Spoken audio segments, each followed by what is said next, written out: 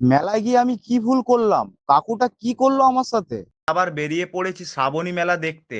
এটা হলো আমাদের বিডিও অফিস, ট্রি কালারে সাজিয়েছে। এটা দেখে তারপরেই ঢুকে গেলাম মেলায়। এত কাদাতেও পাবলিকের কেনাকাটা লেগে আছে দেখছি। ঢুকেই দেখতে পেলাম মেয়েদের সেকশনে সোনা রূপো ডায়মন্ডের গয়নাগুলো এত কম দামে পাওয়া যাচ্ছে। তাই তো আমি ভাবি মেয়েরা এত বেশি কেন মেলায় আসে, এগুলোর জন্যই আসে। যাই হোক, আমার মেয়ে দেখে আর মেয়েদের জিনিস দেখে কোনো কাজ নেই। একটু এগোতেই শুনতে পেলাম মেয়ে হালকু হুরে।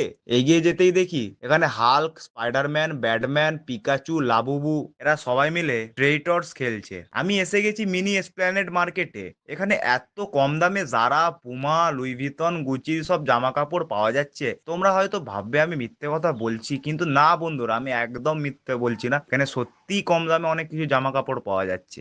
আর মেয়েদের তো অপশানের শেষ নেই। এখানে এত সানগ্লাস আছে যেটা তোমরা লেন্স কার্টের স্টোরে গিয়েও পাবে না গাইস। এত ঘুরে আমার পেয়ে গেছে এখন খিদে, তাই খাবার জায়গায় গিয়ে দেখি এখানে খাবার চুজ করাটা হচ্ছে সবচেয়ে কঠিন। ঘুগনি, চিপস, ফুচকা, ভেলপুরি, চাট আর চলছে মাশরুম পকোড়া নামে মহা স্ক্যাম।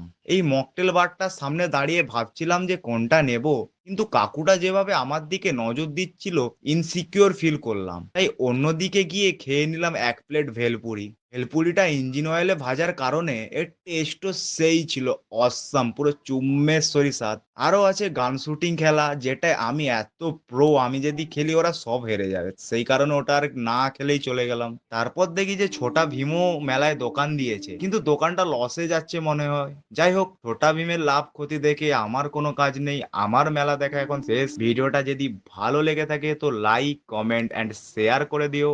আমি এখন বাড়ি যাই, তোমরা আরো এরকমই ভিডিও দেখার জন্য সাবস্ক্রাইব করো। বাই।